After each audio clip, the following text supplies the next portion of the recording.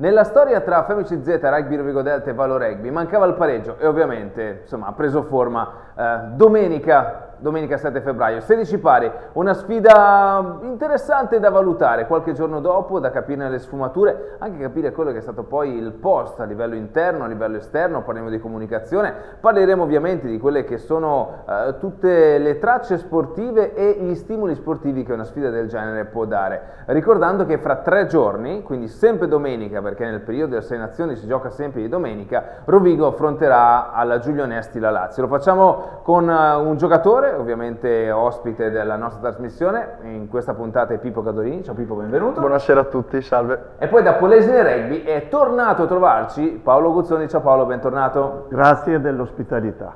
Allora Pippo, partita difficilissima, lo sapevamo, un pareggio non era mai avvenuto nel corso di questa sfida Rovigo-Reggio, chiamiamola così. Sì. Ovviamente la statistica ha imposto il pareggio domenica.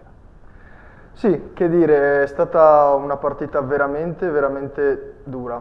No, gli impatti sono stati veramente duri, e ovviamente come la partita. Pensavamo di avere magari qualcosina in più prima di entrare in campo, e in verità dopo, come si è visto, è stato più difficile del previsto. E, riprendendoci anche alla partita di andata, avevamo più sicurezza, che però sfortunatamente non si è tramutata in punti, e come abbiamo visto nella fase finale della partita, dove abbiamo sofferto, pur mantenendo comunque una difesa, possiamo dire, abbastanza corretta, ecco. Paolo, dalla tribuna stampa come è stata vissuta questa partita? Allora guarda, è stata una partita di grandissima intensità, con momenti non divertiti, però insomma siamo rimasti 85 minuti attentissimi alla partita. Rovigo poteva vincerla, poteva anche perderla alla fine il risultato è stato perfetto, 16 pari.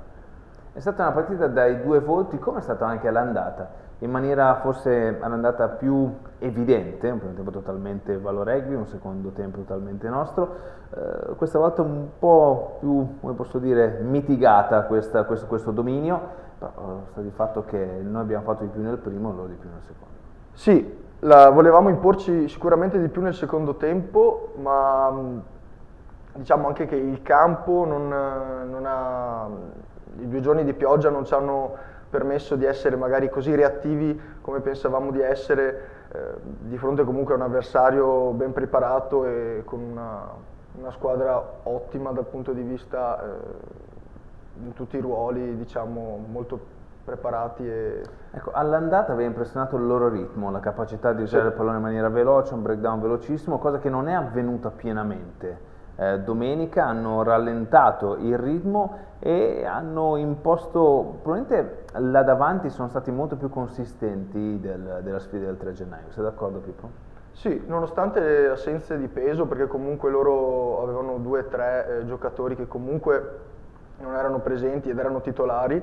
Le scorse partite ci hanno messo veramente in difficoltà, magari sul gioco aperto, invece che su delle fasi statiche come la mischia. In touche si sono comportati, diciamo, bene, mettendoci anche in difficoltà verso la fine del primo tempo.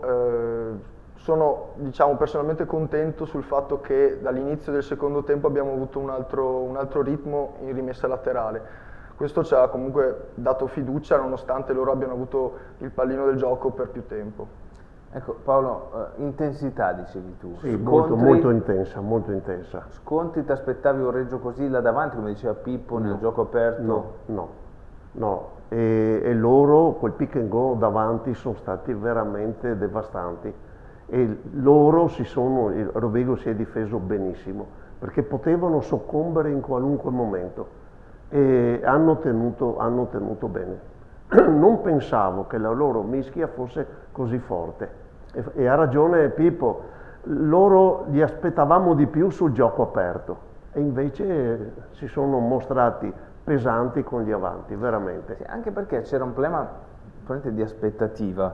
nel senso che nelle formazioni che sono state dichiarate qualche giorno prima c'era un'impostazione, c'era Dupré seconda linea, per cui nel prepartita, analizzando anche le mischie, il pack del Valoregby era più pesante del nostro di 30 kg, per dirti. Dupré ha avuto un problema fisico, doveva entrare Ruffolo deve essere addirittura il capitano, infatti se vedete sulle foto sui social della monetina c'è Ruffolo come capitano. Poi nel prepartita Ruffolo vedi che cammina allo stadio e zoppica, per cui al posto di Ruffolo entra praticamente Dell'Acqua che diventa titolare, con un altro giocatore che va in panchina, e a 10 con la possibilità di utilizzare un altro straniero perché Dupré non era disponibile, inserito Newton al posto di Luciano Rodriguez, per cui anche tutto quello che è forse la previsione del match è stata assolutamente scombinata con quello che è successo negli ultimi secondi. Newton ovviamente ha una gestione del gioco che è diversa rispetto a Luciano Rodriguez. Sì, beh, penso sia conosciuta a tutti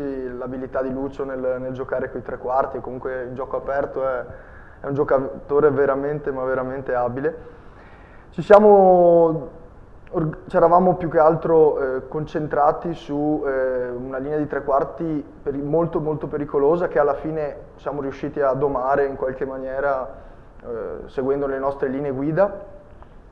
Con Dan hanno attuato più un gioco sui calci, anche conoscendo anche il tipo di giocatore, e ovviamente anche il tempo era a favore di questa tattica, però abbiamo visto anche comunque nel finale un Lucio che è entrato in forma cercando di dare il suo ritmo, il suo contributo alla partita, e quindi la parte che ci eravamo prefissati, ovvero l'entrata in campo di Lucio, che era fondamentale per Reggio, è arrivata, e quindi non ci siamo scomposti più dal piano che avevamo in mente, insomma. Un Reggio più conservativo, più tattico rispetto alla creatività classica. C'è stato un bel siparietto a fine partita, perché quando è stato chiesto chi è il man of the match, sì, eravamo molto in difficoltà perché nessuno era emerso e aspettavamo che una delle due squadre vincesse. Allora avevamo già scelto Majstorovic per Reggio e il capitano Ferro, perché la sua meta ha dato una svolta alla partita in dubbio, insomma, e poi anche l'ultima difesa è stato perfetto. Quell'intervento ha legittimato il player of the match, per carità. Sì. Ecco, facciamo una cosa, andiamo a vedere le immagini, gli highlights del pareggio 16-16 tra Femici Z, Rugby Rovigo Delta e Valoregby. Subito a ruota arriva anche l'approfondimento tecnico di Paul Larue. Tutto pronto? Qui allo stadio Mario Battaglini per il 12° turno, kick-off, parte ufficialmente Femici Z Rugby Rovigo Delta, Valoregby Emilia, ricezione di Mirko Amenta. È ovvio che questa pioggerellina di cui dicevamo prima, insomma, può condizionare l'handling e quello che è la gestione, appunto. Nel lato Antol, Nicolas Coronel prova a navigare, l'argentino riesce a fare strada, l'ex Pumas, Charlie Trussardi che si riprende lo slot numero 9, Diego Antal ancora a tenersi quello numero 10 con Jack Nicotera riportato indietro, invece il ball carrier Rodigino che è Matteo Ferro. Trussardi con una volta all'altezza, questa volta Antal va a innescare Swanepoel, c'è un vantaggio per Rovigo, Nicolas Coronel prova a fare strada, che gioca con vantaggio, Matteo Canali cerca di uscire dall'area di placcaggio di Dell'Acqua, non c'è un grande avanzamento in questo momento, prova il calcio dietro, un misunderstanding abbastanza evidente, ma si ritorna sul punto precedente sul calcio di punizione in favore centrali, all'incorsa dell'estremo rosso-blu, non entra, è una touche a 5, Matteo Canali, la presa è buona, Trussardi, Antal, Cario Greffa, giù la saracinesca per il sudafricano, che riesce a mantenere però il pallone, palla persa, ripersa, per cui vantaggio Etienne Swanepoel, pesta sui piedi l'ex Stade Français, Diego Antal riesce ad innescare ancora la corsa di Ruggeri, Lubian nel ruolo di mediano di mischia, e la corsa di Francesco Modena che trova un buon angolo, Charlie Trussardi pesta sui piedi, attenzione agli appoggi, non ha trovato il sostegno che voleva, però fa strada lo stesso il permit player in forza a Rovigo, proprietà del Treviso, c'è un vantaggio per Rovigo che prova a tirare fuori questa palla con gli avanti,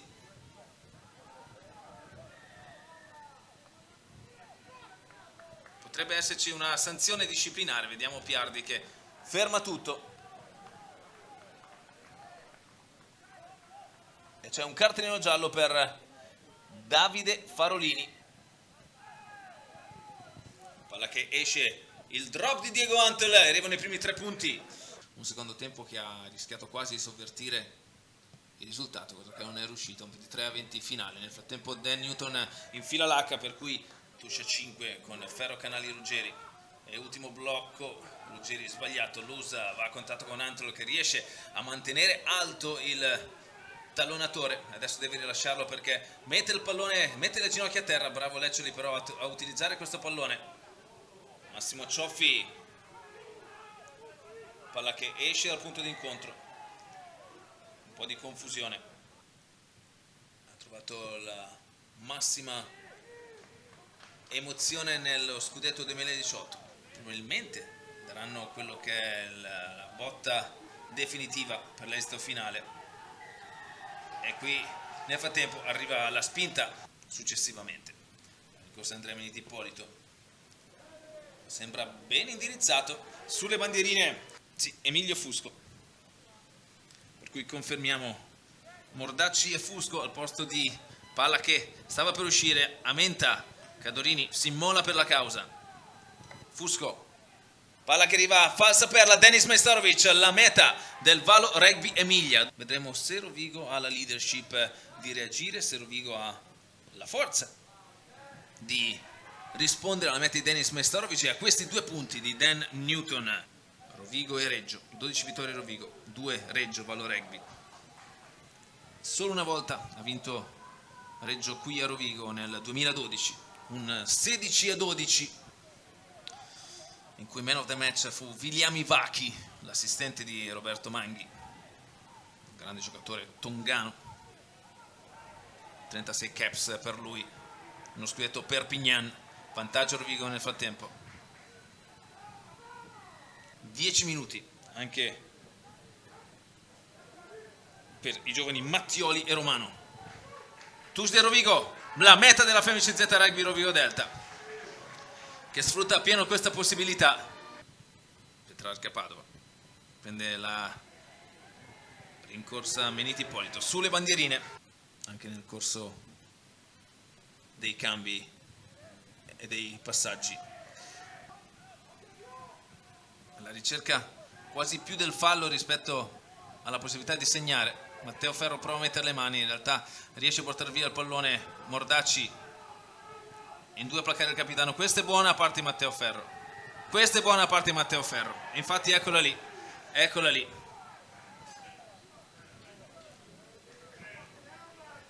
Questa è buona a parte Matteo Ferro, per cui va a forzare il tenuto da parte dei giocatori del Valo Rugby Emilia, sostenuto dai compagni. Azione pesante, questo è il valore assoluto, calcio direttamente fuori. Finisce il match con un 16-16 tra Femici Z Rugby Rovigo Delta e Valo Rugby Emilia. Una cosa molto positiva di questa partita è la collocazione di Anto come apertura. La sua variazione di gioco in questo ruolo dà tutta un'altra dimensione al gioco offensivo di Rugby Rovigo. In un paio di occasioni Rovigo è arrivato nella zona a 22 metri dell'avversario, ma non sono riusciti di concretizzare. Per esempio qua un lancio in fondo sbagliato e un'altra occasione sprecato. Qua invece di andare in touch e provare a segnare una meta con la maul, il mediano ha deciso di giocare veloce. Rovigo fa un fallo, prende un calcio contro e quindi un'altra occasione sprecato. Rovigo dopo ha un'altra occasione vicino alla linea di meta per segnare la meta, ma invece di andare forse verso sinistra dove la difesa è meno densa, partono verso destra con la difesa tutti pronti. Questa è una scelta sbagliata, calcio contro e un'altra occasione sprecato. Bentornati in studio dopo un po' di immagini legate al big match del 12° turno del Peroni Top 10. Da un punto di vista tecnico, cosa ha lasciato questa partita? Ha lasciato più confidenza? Ha lasciato più perplessità? Andrea, secondo me, seguendo il filone delle ultime 3-4 partite, ci ha lasciato più positività che negatività. Ovviamente ci sono punti dove dobbiamo lavorare, però confermato più che altro alcuni dei nostri punti forti. Dobbiamo migliorare, come si è visto dalla partita, sulle rimesse laterali, siamo stati poco precisi e questo ci dispiace molto perché nelle passate partite eravamo molto confidenti, e mentre dobbiamo lavorare un po' più su trovare e indirizzare i canali di gioco corretti per essere più efficaci ancora di quanto non lo siamo già. Paolo, cosa lascia questa partita? Guarda, secondo me lascia un miglioramento della linea dei tre quarti rispetto alle ultime due partite, un peggioramento nelle touche, perché è evidente, lo ha ammesso anche Badocchi alla fine, perché errori nel lancio, nella ricerca del lancio lungo, quando si è in difficoltà, tu che sei il lanciatore è meglio cercare il primo blocco e giocarsela lì, insomma. Sì, sì. Dopo, ecco, chiedo a te, la mischia, no? Siete partiti benissimo con la cura Giazzon. Mi sembra che queste ultime due partite abbiate trovato più difficoltà. Cosa vi manca lì davanti? Anche se ammetto che domenica è stato veramente difficile, veramente difficile. Sì, cosa ci manca? Abbiamo comunque attuato le dinamiche e le politiche che volevamo in campo. Non sono state magari individuate magari da un occhio esterno, anche se ci siamo attenuti al piano di gioco. Non siamo stati così magari dominanti come le passate partite, però non saprei, io sono molto contento dal punto di vista della prima linea perché abbiamo fatto quello che dovevamo fare. Forse un po' più di malizia dal punto di vista sportivo e un po' più di coraggio nel vincere una mischia. Ecco. Soprattutto in due occasioni favorevoli nel primo tempo, una volta a destra, una volta a sinistra. Lì avete perso il pallone, avete commesso l'errore che per esempio loro non hanno mai commesso. Sì, c'è mancata più che altro precisione delle fasi cruciali, possiamo dire.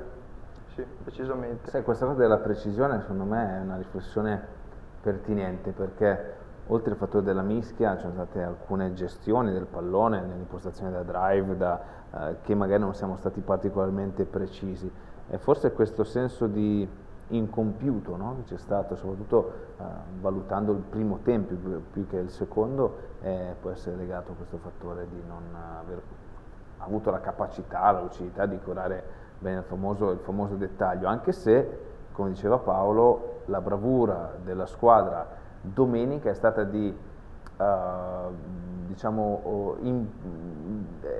imporre 15 minuti ai propri avversari prima di segnare una meta e reagire e segnare praticamente subito. Sì. Questo è incredibile. Fai un primo tempo di là e non segnano loro, 5 minuti segni la meta, vuol dire che... Sì, il fattore mentale è fondamentale, è vero, ne sono consapevole. La partita si è incanalata in binari un po' non nostri, perché ci aspettavamo più di essere più dominanti, almeno nella maggior parte del secondo tempo. Invece, come ho ribadito prima, non è stato così. Sono però contento del fatto che ci siamo, tutti hanno visto la possibilità che possiamo fare bene e anche ribaltare il risultato in poco tempo.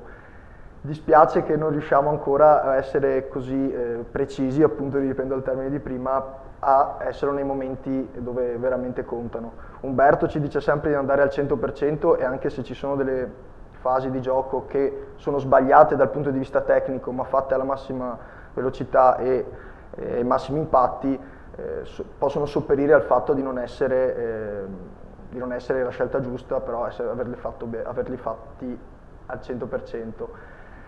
Dobbiamo essere ancora più concentrati nel fare le cose giuste al 100%, da riuscire a portare a casa ovviamente metri, punti e di conseguenza vittorie. Sì. Comunque, Paolo, tu che sei un grande appassionato di sport, tutti questi ragionamenti, questi processi mentali, veramente fantastico ascoltarli. Se fosse matematica avremmo già risolto tutto, non avremmo tutta questa passione Esatto. attorno, no? Adesso per esempio in sala stampa abbiamo criticato la scelta di Charlie Trussardi di prenderla veloce quando si avesse ragionato un attimo nel secondo Certo, tempo, lì poteva starci un ulteriore incremento di punteggio, no? E l'ho chiesto a Charlie e dice no, perché in quel momento io sentivo di fare la scelta giusta e di provarmi, come dici tu, probabilmente è Umberto che vi dà questo abbrivio. Poi alla fine, ragionando, dice forse ho sbagliato, hai capito? Sì, certo. Però è bello anche interrogarsi su questo, insomma. No, certo, è proprio un percorso di crescita che è straordinario, perché effettivamente a fare la differenza è l'esecuzione tante volte, no?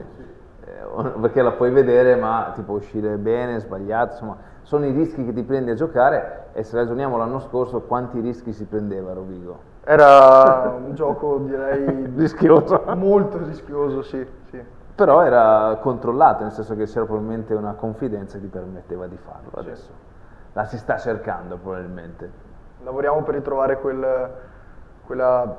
diciamo, quel rugby spumeggiante che era il nostro ormai da qualche anno, e quindi dobbiamo ripartire da basi solide per riuscire poi a essere efficaci, ecco.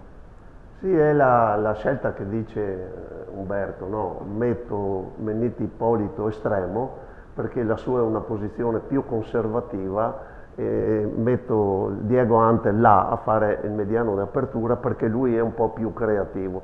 Anche questo vi ha cambiato nelle disposizioni di gioco? Sì, siamo partiti da inizio stagione dove faticavamo a trovare il gioco dell'anno precedente, e Umberto ha voluto provare questa, quasi ormai penso a metà stagione, questa formula Sì. che inizialmente era un po' macchinosa. Con le ultime partite si è visto un leggero miglioramento e comunque un rodaggio. L'ultima partita è dispiaciuto perché si poteva essere più incisivi ancora e speravamo di essere più avanzanti da un punto di vista dei tre quarti, che comunque hanno fatto il loro dovere molto bene. Paolo, cosa ti piace e cosa non ti piace di questo Rovigo? Parlo delle ultime 2 partite, avete sbagliato meno, mi piace questa crescita. Se penso alla partita con i Lions, in parte altre partite, un sacco di errori, un sacco proprio errori su giocate elementari, insomma, forse era mancanza di sicurezza, non lo so. Però è un campionato difficile, perché qua non si capisce neanche qual è la vera classifica, perché anche lì facciamo elucubrazioni, ne vincerà quante il Petrarca, quante ne perde. Il Calvisano è chiaramente in difficoltà, il Calvisano doveva essere la squadra da battere e invece siamo qua. Ecco, mi piace la crescita delle ultime volte. Se penso alla sconfitta con i Lions, guarda, vista il computer faceva il doppio più rabbia. Facciamo una cosa, fermiamo questa rabbia, andiamo a vedere quello che dicono in giro dagli altri campi del Proni Top 10, poi rientriamo perché abbiamo anche parlato di Lazio. La Lazio si presenta a questa partita dopo aver conquistato il primo punto in classifica in questo campionato, ma soprattutto dopo aver dimostrato di potersela giocare alla pari con gli avversari. Che sia il momento della ripresa per la squadra di Pratichetti? Certo, sabato all'Acquacetosa arriva il Rovigo e i bersaglieri non hanno alcuna intenzione di lasciare punti nel loro cammino verso i playoff, considerato anche il pareggio della scorsa settimana con il Valo Rugby. Attenzione, perché a fare la differenza potrebbe essere il maltempo. Prevista a Roma per la prima volta una temperatura davvero rigida, si potrebbe andare sotto lo 0, cosa che potrebbe sicuramente condizionare una partita che la Lazio dovrà giocare in maniera molto astuta per arginare le folate offensive di Menniti Ippolito e compagni. Torna una classica del rugby italiano, quella tra il Petrarca e le Fiamme Oro, che fino agli anni 70 significava derby padovano. I tempi sono decisamente cambiati, ma il 15 della Polizia affronta ancora questo appuntamento con la massima carica. D'altra parte, sarà il solo modo per giocarsela alla guizza, contro l'Argos capolista ed unica squadra imbattuta del campionato, con 8 vittorie su 8 e 4 partite da recuperare. In classifica, i padroni di casa tuttoneri vantano il doppio dei punti degli ospiti, 36 a 18. Curiosamente, 36 a 18 è anche il numero delle rispettive vittorie nelle 59 sfide giocate in campionato, sempre in favore del 15 di Padova, oltre a 5 pareggi.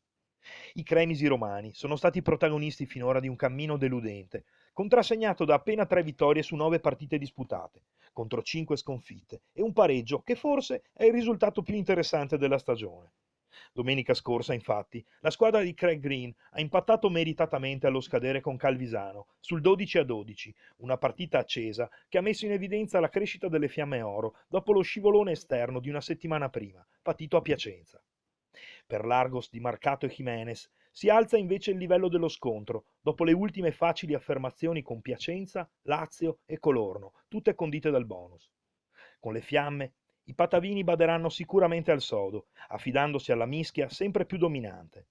In proposito, sarà interessante lo scontro in prima linea con gli ex tutoneri Jacob, Vannozzi e Zago, gli uomini d'esperienza del pacchetto di avanti della polizia.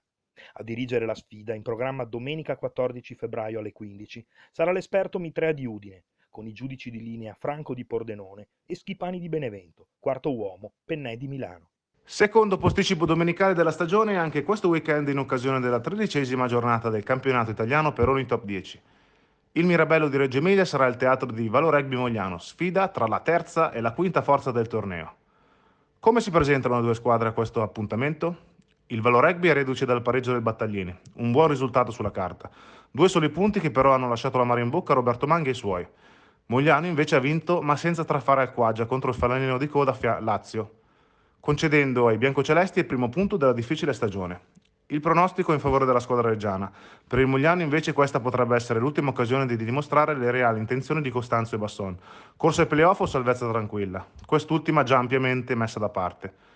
Sarà interessante capire chi Roberto Manghi schiererà con la maglia numero 10. Nell'ultima uscita è stata preferita la concretezza e la precisione di Dan Newton, lasciando da parte l'estro e l'imprevedibilità di Lucio Rodriguez. Se questi ultimi due sono le migliori aperture del campionato, in alcuni ruoli i diavoli sembrano avere la coperta un po' corta e questo potrebbe giocare a favore del Mogliano, squadra da rispettare assolutamente. Appuntamento quindi per domenica di San Valentino, in campo i diavoli reggiani e i leoni veneti del Mogliano, arbitra il signor Angelucci di Livorno. E dopo l'esperienza con il Valo Rugby Emilia, c'è da dire una cosa, Rovigo giocherà domenica a Roma con la Lazio, quindi il giorno di San Valentino, un paio di settimane di stop e poi riprenderà il campionato il 6 di marzo, sempre con la Lazio, qui al Battaglini, ricordando che il 6 di marzo sarà praticamente il recupero della partita non giocata nel mese di novembre. È un periodo anche in cui, Paolo, riusciremo a capire un po' meglio le classifiche. Prima dicevi non capiamo chi è primo, secondo, terzo, insomma è un po' un macello adesso. Insomma, i recuperi devono aggiustare le classifiche. Adesso vedo che la pandemia di Covid, insomma, tutte le squadre si sono organizzate bene, non ci sono più partite rinviate. Io spero che con la ripresa definitiva del 13, se non sbaglio, del 20 di marzo, 21 di marzo, le classifiche siano leggibili fino in fondo, insomma. E aggiungiamo che il 21 di marzo Rovigo Calvisano, primo giorno di primavera rossoblu, che aprono sti stadi. Magari tipo sta cosa del Battaglini senza gente, noi ne parliamo da settimane, sui social ovviamente è un contenuto che ricorre abbastanza spesso, immagino, però prendiamo Mogliano, fortunatamente segniamo al termine del primo tempo per cui restiamo un po' in tranquillità. Petrarca perdiamo probabilmente con l'ultimo possesso, questo ci va bene perché riusciamo a indurre in fallo, diciamo, il Valo Rugby, però ancora punto a punto. Col pubblico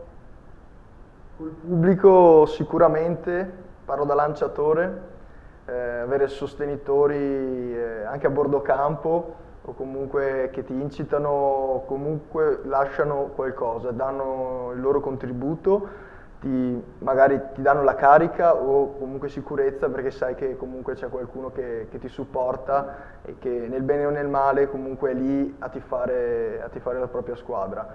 Fa sempre piacere e come nelle ultime partite non si può sapere, però sicuramente avrebbe aiutato su qualche dinamica di gioco avere il tifo allo stadio e sentire qualche voce magari dietro che ti chiamava.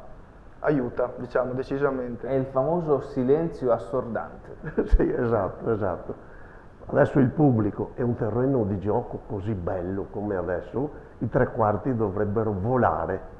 E a te che piace anche il gioco al largo, la tua mobilità in campo che è apprezzabile e spesso determinante, tipo il 21 col Calvisano, un sacco di punti. Sarebbe la ciliegina sulla torta.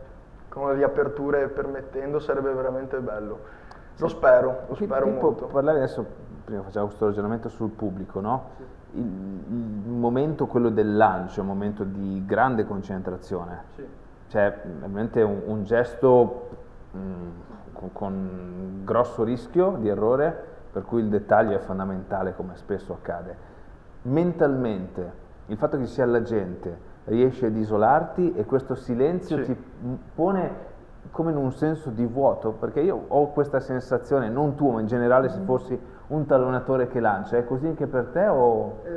Sì, sostanzialmente c'è una divisione in due fasi quando lanci, quindi quando ricevi l'informazione, perché noi comunque ce la comunichiamo tra pilone e tallonatore, quindi sei lì e vedi tutto, senti, sei praticamente cosciente. Quando ricevi l'informazione e ti metti in posizione, rientri nella tua bolla sorda, diciamo, senza interferenze, fino a che non lasci il pallone.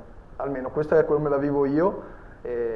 Poi se il lancio va bene, ovvio, ti dà sicurezza e sei contento, entri in campo, cerchi di essere più efficace e utile possibile.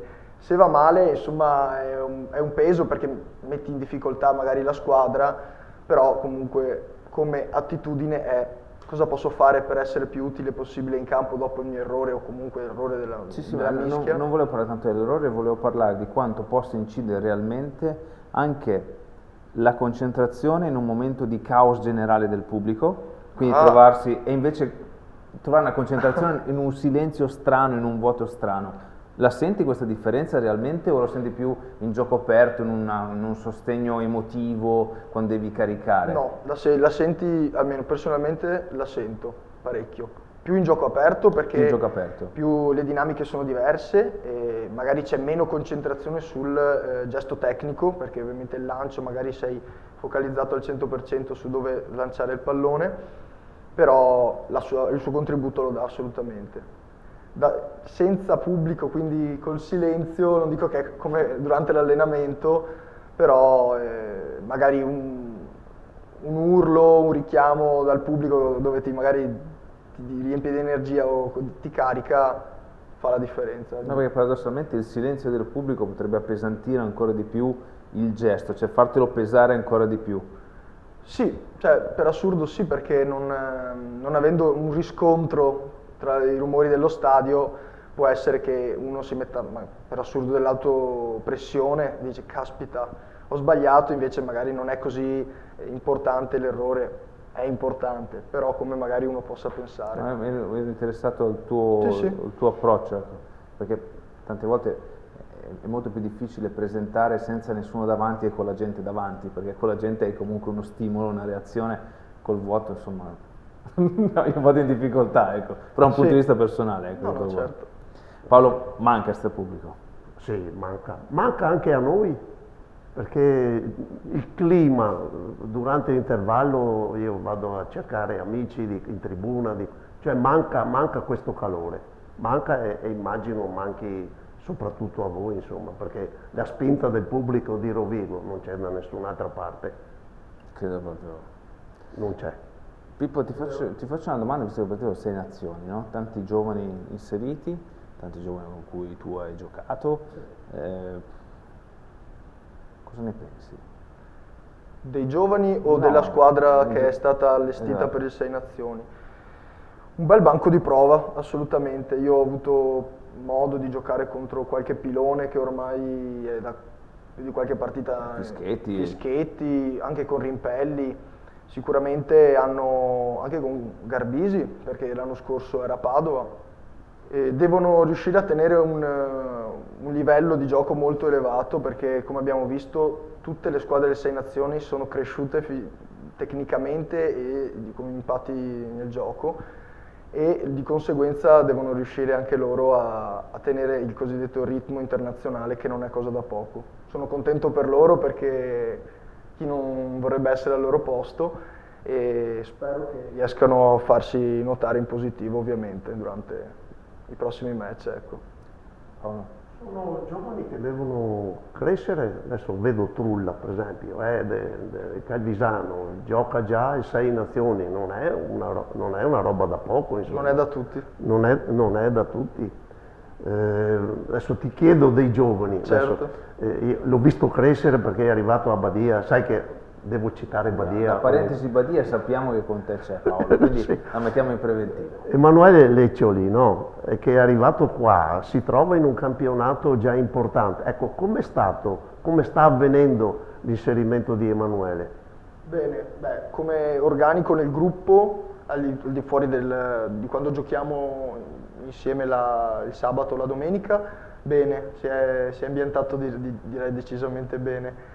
Lui è un ragazzo ligio, quindi quando c'è da impegnarsi lui si impegna da tutto se stesso, poi ci tiene molto anche al suo fisico per essere pronto nei momenti decisivi, e direi che sta pagando positivamente il suo comportamento all'interno della squadra. Direi anche in bene, perché si è fatto vedere in determinate partite anche cruciali, e ha saputo gestire al meglio determinate mischie e comunque situazioni di gioco che non mi sarei aspettato sinceramente da un ragazzo che comunque arriva al primo anno. Da una serie A. Aprimi una finestra, perché tu vieni adesso quest'anno, purtroppo spero con la ripresa del campionato, ma lui è ospite spesso delle partite del Badia, viene, sì. Fa parte della delegazione dei giocatori della prima squadra dell'Eurovigo che vengono a Badia. Dimmi di Davide Vecchini, come va? Davide Vecchini è stato un brutto colpo il fatto che abbia deciso di lasciare a metà stagione. Sì, ci ha annunciato che non aveva più stimoli, ma non dal punto di vista solo rugbyistico, era proprio dell'ambiente, era stanco di magari portarsi avanti degli infortuni anche che lo hanno segnato qualche anno fa. Era stanco di questa, diciamo, vita da atleta, con tutti poi i suoi punti negativi o positivi dal punto di vista di pressione o comunque farsi trovare pronto. Ha deciso che quest'anno comunque lui aveva intenzione di smettere, magari per riprendere l'anno successivo. Bene. Luca Borin sta recuperando? Luca sta tornando, sì, si sta allenando con noi in questi ultimi allenamenti. La ricognizione l'ho completata. Bene. Allora, Pippo, sai che sono delle domande per te. C'è Francesco che chiede se sei riuscito a raggiungere il fantomatico quintale. Questa è una bella frecciatina dal mio coinquilino e volevo comunicare a tutti che sto lavorando ancora per arrivare a pesare 100 kg puliti il più possibile, quindi non mollo, ma continuo a lavorare come ogni giorno, insomma. Se vuoi un po' di aiuto io ne ho da darti volentieri. Poi ti fanno i complimenti per aver finito gli esami. Bene, vi ringrazio tutti. E come va con la maratona Marvel? A che punto sei arrivato? Ho deciso di intraprendere in ordine cronologico di uscita tutti i film Marvel, che sono circa un 20-25 film da 2 ore l'uno, bene o male, e sono arrivato all'ultimo. Quindi sto aspettando appunto il mio coinquilino Francesco per trovarci una sera insieme a finire l'ultimo film per completare la saga, quindi bene. Poi ti chiedono una prova pratica nel raggiungere note altissime con la voce. Tu sei un cantante? Sono un pessimo cantante, per questo l'hanno chiesto. Non sono per niente pratico. Ok, quindi lasciamo stare l'aspetto canoro, perché abbiamo altri performer di qualità all'interno della squadra, insomma Mastandrea canta, Giant canta, per cui non abbiamo problemi da questo punto di vista. Andiamo a guardare invece, guardavamo Instagram, Edoardo Lubian chiede perché non lo lasci mai stare. Mi piace infastidirlo durante gli allenamenti, sono Sì? sincero, sì, sì. Lui come reagisce? Bene, perché reagisce, sta al gioco, diciamo.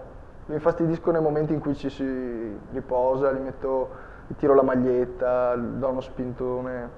Lui ricambia, quindi insomma è un litigio benevolo tra noi due. Bene. E allora, dicevamo con la Lazio fra 3 giorni, poi un po' di stop, lo stop dovuto anche ai recuperi, doveva esserci la Coppa Italia annullata appunto per dare spazio ai recuperi all'interno del Peroni Top 10. Parliamo di studi, è finito tutto.